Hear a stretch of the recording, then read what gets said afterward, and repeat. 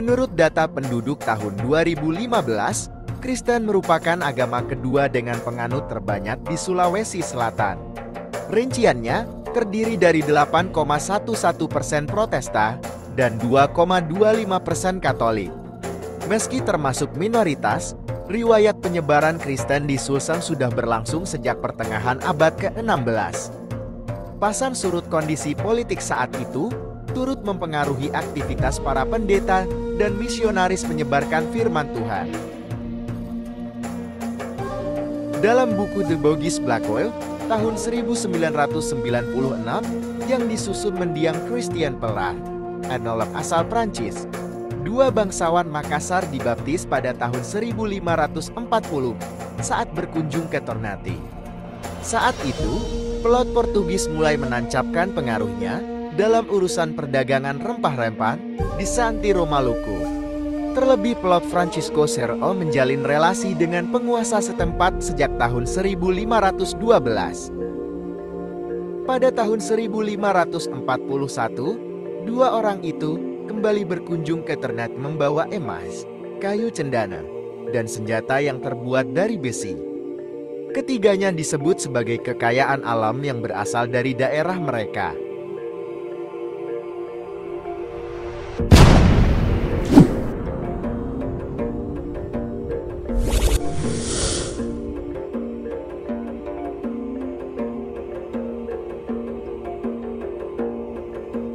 Seorang pedagang Portugis bernama Antonio de Paiva atau Antoni de Pavia takjub dengan kabar yang didengarkan perihal kekayaan alam Makassar. Alhasil ia rela berlayar dari Malaka ke Sulawesi pada tahun 1542 mencari kayu cendana. Ia tiba di Durat, sebuah daerah yang disebut berada di antara Toli-Toli dan Dampelas di Sulawesi Tengah kini. Ia sempat singgah beberapa bulan di Kerajaan Sian, salah satu kerajaan tertua di Sulsel yang pusat wilayahnya kini berada di Kabupaten Pangkep. Pada tahun 1544, ia kembali singgah di Siang dan tetangganya, Kerajaan Supa kini Pinrang. Singkat cerita, Raja Siang dan Supa dibaptis oleh Paiva setelah terlibat dalam debat teologis yang sengit. Raja Siang disebut bertanya tentang kenapa dan bagaimana Yesus bisa diangkat ke surga. Ini sedikit banyak mengingatkannya dengan yang dialami Batara Guru, sosok yang dipercaya menjadi leluhur orang Sulawesi. Dalam epos Lagaligu, ia disebut sebagai putra tertua dan anak sulung Datu Patoto, sang penguasa dunia atas atau Kahyangan. Selama diskusi dengan Paiva, Raja Siang menemui banyak kesamaan dengan tradisi Bugis. Ada konsep Tomanurung yang melindungi orang Bugis dan Santo Yakobus sebagai pelindung Iberia, Portugal, dan Spanyol. Turut pula kebiasaan tentara Portugis mengibar panji perang selama pertempuran. Sementara kerajaan Bugis mengenal Araja yang juga punya fungsi serupa.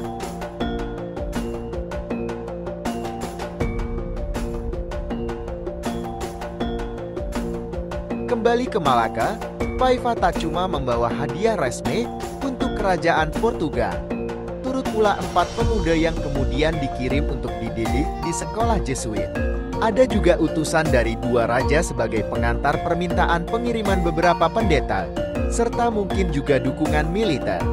Lebih jauh, Paras berpendapat bahwa baik Raja Siang dan Supa melihat keputusan masuk Kristen sebagai cara lain untuk membangun aliansi dengan Portugal.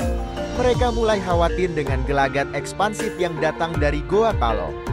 Tahun-tahun 1545, Pastor Vicente Vigas dikirim oleh pemerintah Portugis sebagai bentuk relasi persahabatan. Ia di Supa yang masuk dalam Federasi Ajata Parak, 1,5 tahun menetap di sana.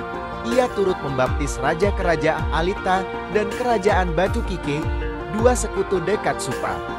Lebih jauh, Paras menemukan fakta bahwa Vigas turut membaptis penguasa Talo sebagai taktik menyalip relasi Siang Portugal. Kendati demikian, tak ada lontarak yang mencatatnya. Namun, salah satu kronik menyebut bahwa ada 2 pangeran muda Goa yang dititipkan ke Portugis untuk menimba ilmu.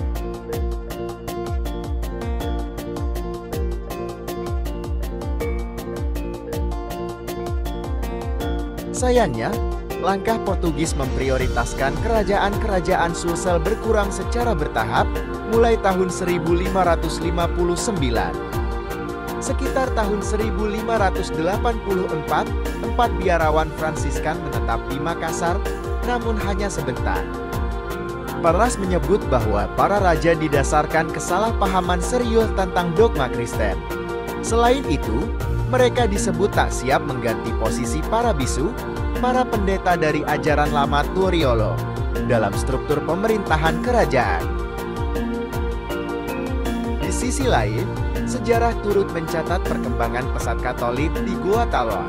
Dalam buku Sejarah Gereja Katolik Indonesia J. Frinas, tahun 1972. Ini diawali dengan tibanya 3 misionaris asal Portugal, yakni Pastor Antonio do Rei, Pastor Cosmas de Anunciacio, seorang Bruder Bernardino de Marfau, di Pelabuhan Makassar pada tahun 1525. Dengan kata lain, Goa Talo diklaim lebih dulu berhubungan dengan para pemuka agama Katolik ketimbang para bangsawan Ajataparan. Mereka melakukan pelayanan kepada para pelaut dan warga Portugis.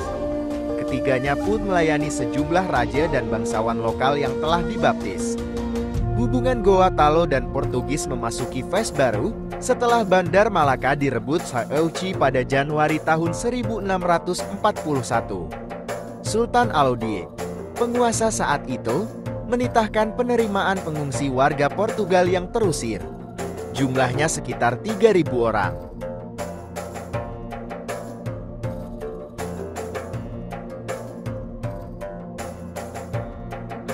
Persaingan ketat Belanda VOC dengan Portugis dalam berebut supremasi perdagangan rempah-rempah Nusantara berimbas pada aktivitas pastor misionaris Portugis di Goa Talo.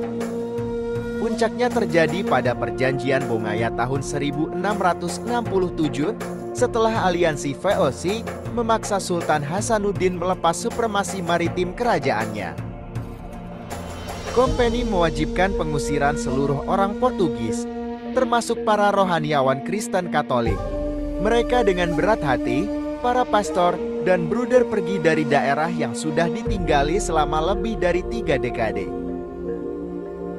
Pasca Perjanjian Bongaya, atau selama 225 tahun, tak ada pastor Katolik menetap di Makassar. Jemaat yang masih ada cuma dilayani oleh rohaniawan, yang rela menempuh perjalanan laut dari Surabaya atau Larantuka, Flores Timur. Pemerintah kolonial Belanda pada awalnya bersikap netral untuk perkara agama. Namun perubahan arah politik dan dorongan politik etis turut berimbas ke negara koloni. Pada tahun 1892, sebuah surat dari Batavia memerintahkan pemindahan Pastor Asselbergs SJ dari Larantuka ke Makassar. Pastor Asselbergs inilah yang merintis upaya pembangunan gereja katedral.